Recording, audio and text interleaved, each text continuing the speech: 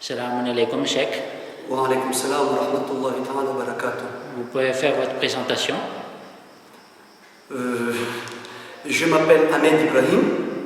Je suis né ici à Tana et puis j'étais sunnite. Et puis je suis devenu shia, alhamdulillah, depuis mes 18 ans jusque maintenant.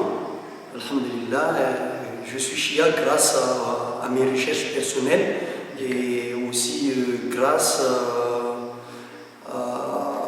à mon entourage. D'accord. Ok. Est-ce que vous avez fréquenté des écoles pour apprendre le ilm? J'ai fréquenté, malheureusement, c'était des écoles sunnites. En Batmakanga, j'étais avec les sourtis pour apprendre le Hafiz al-Qur'an. Donc j'apprenais le Qur'an par cœur là-bas, seulement c'était ça. Et pour le fiqh et le akhlaq, c'était sur le tas en lisant les livres. Mais c'est grâce aux pratiques et aux questions avec les Maulana qui passaient, parce que je travaillais avant à Tsarlalan, avant de travailler ici en Qur'an. Le masjid était à Tsarlalan, donc avec les agas qui passaient, je posais tellement de questions et j'ai travaillé dans beaucoup de foyers chiites. Et c'est grâce à l'entourage et puis aux fréquentations que j'ai pu voir la lueur et la vérité que c'est le chiisme, la voie droite, alhamdulillah. D'accord. Masha'Allah, vous êtes professeur de madrasa ici au madrasa à Kodja. Depuis quelle année vous êtes enseignant? Je suis enseignant ici depuis très très longtemps parce que j'étais encore en classe de 3e, c'est-à-dire en 1985. Déjà, je commençais à enseigner quelquefois, une fois toutes les 2 semaines, toutes les 3 semaines, et après c'est devenu habituel depuis 1988. J'ai commencé à enseigner à Tsarlalan avec Saïd Sajjad, Cheikh Akil, Mina Zanti, et jusqu'à ce qu'on arrive ici à Qur'an. En Qur'an, on était encore là-bas, la mosquée, le madrasa était encore en bas, on s'asseyait en bas, il n'y avait pas encore de chaises. Jusqu'à ce que M. Mohamed Reza Khamis et Cheikh Mounir tiennent le règne du madrasa à partir de 1997. On est ici, dans le nouveau bâtiment, donc c'est depuis longtemps qu'on tient le madrasa. D'accord. Et quelle matière vous enseignez ici? Avant, j'enseignais seulement le Coran.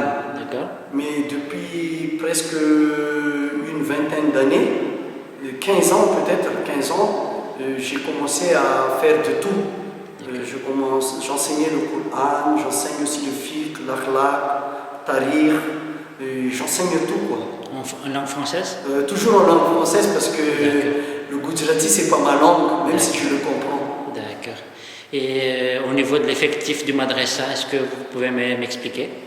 Le madrasa a commencé à peu près au temps où j'ai commencé à enseigner ici. On était à peu près une cinquantaine d'élèves avec 5 professeurs et c'est monté jusqu'à maintenant on est plus de 540, quelquefois ça arrive jusqu'à 600 pendant le mois de Ramzan avec 45 à 72 professeurs pendant le mois de Ramzan, ça arrive à 70 professeurs et lorsque c'est pas Ramzan c'est 42, 40 à 45 professeurs. D'accord. Est-ce que les professeurs ils ont des radios à la fin ou pas? Oui, presque tous les professeurs, et c'est grâce à ça, je crois que notre madrasa, alhamdulillah, marche bien. On leur donne des radios. Il y a des professeurs qu'on donne les radios et puis ils redonnent au madrasa en forme de fatio pour donner aux élèves. Mais tout le monde est payé, comme ça, ils savent qu'ils sont responsables devant Barma Imam, ils sont responsables et ils doivent en payer les conséquences. Ce qui fait, c'est pour ça qu'on donne les radios. Il y a des gens qui disent c'est pas bien, il faut que ça soit fils sabilillah.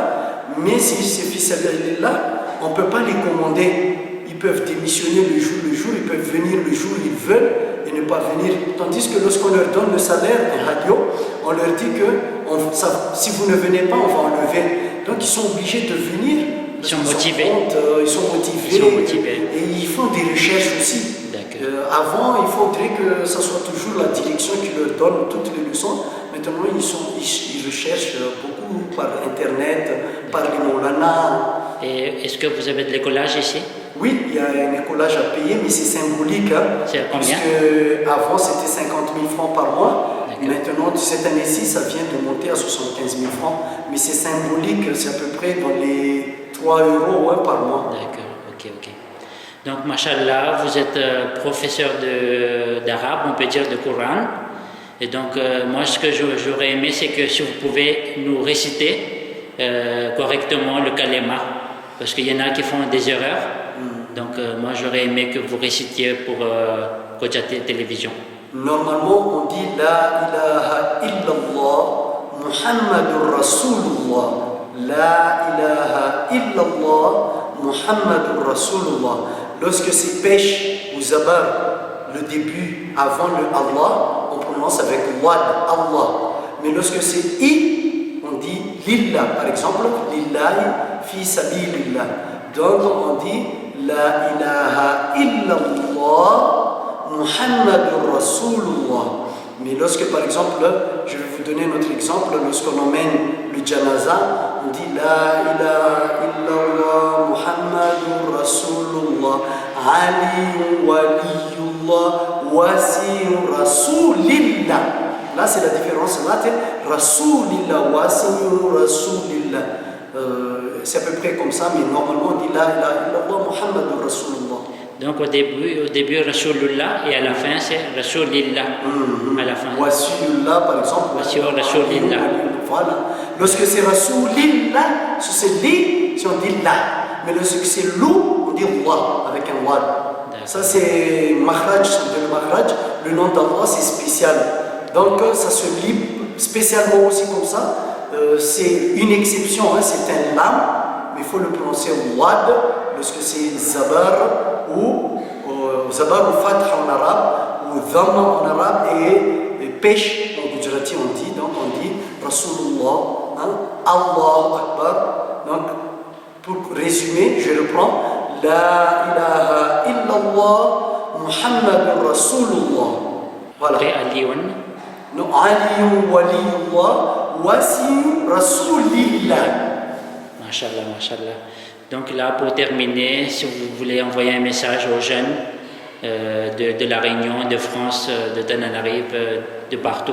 Alhamdulillah, je suis très heureux de passer le message à tous mes élèves qui sont à la Réunion, en France ou partout dans le monde, au Madagascar, et de persévérer et de savoir que nous sommes des musulmans, de ne jamais oublier qu'un musulman, c'est toute sa vie, tout ce qu'il fait du matin jusqu'au soir, c'est-à-dire 24 heures sur 24 heures, c'est pour Allah, que ce soit notre réveil, que ce soit notre salat, que ce soit notre travail, que ce soit notre vie sociale, et même que ce soit lorsque nous entrons aux toilettes, tout est pour Allah, hein, pour le plaisir d'Allah, tout ce qu'on fait. Donc il ne faut pas oublier que nous sommes des musulmans, il ne faut pas faire des choses haram et de toujours suivre l'exemple de nos masoumines, Inch'Allah. On vous remercie d'accepter cette interview et qu'Allah accepte ce que vous faites. Inch'Allah. Wassalamu alaikum wa rahmatullahi wa barakatuh. Merci beaucoup. Wa alaikum salam wa rahmatullahi ta'ala wa barakatuh.